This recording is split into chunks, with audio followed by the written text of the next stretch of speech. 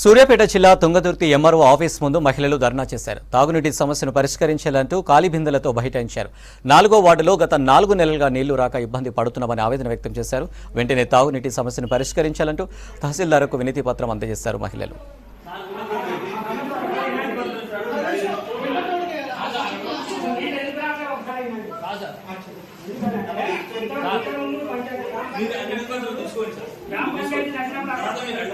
ఆఫీస్కే కానీ పంచాయతీ కార్యదర్శికి గ్రామ పంచాయతీ ఆఫీస్కే కానీ మేము మెమోరాండంలో ఇచ్చాం.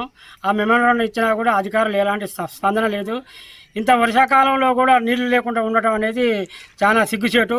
దీన్ని స్పందించి మన ప్రభుత్వం మాకు వెంటనే నీళ్లను అందించి మా యొక్క సమస్యను పరిష్కరించాలని కోరుతున్నాం.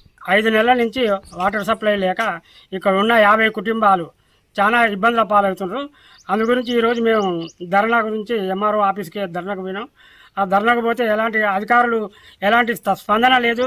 పంచాయతీ కార్యదర్శి కానీ ఎంఆర్ఓ కానీ గత 3 నెలల నుంచి మేము ఎన్నో ఇబ్బందులు పడి ఆఫీసుల చుట్టూ తిరగడమే జరిగిపోతుంది, కానీ మా సమస్య పరిష్కారం కావడం లేదు. కావున ప్రభుత్వం స్పందించి ఈ యొక్క సమస్యను పరిష్కరించాలని ఈరోజు మేము కోరుకుంటున్నాం. గత 4 నెలల నుంచి మాకు వాటర్ సప్లై కావట్లేదు. మేము ఎన్నోసార్లు గ్రామ పంచాయతీ ఎంఆర్ ఆఫీస్ చుట్టూ తిరిగాము, కానీ ఎవ్వరు స్పందించట్లేదు.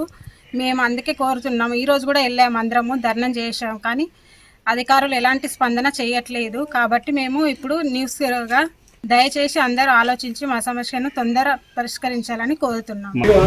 నేను తుంగతుర్తి పంచాయతీ కార్యదర్శిగా నూతనంగా జాయిన్ అయ్యాను.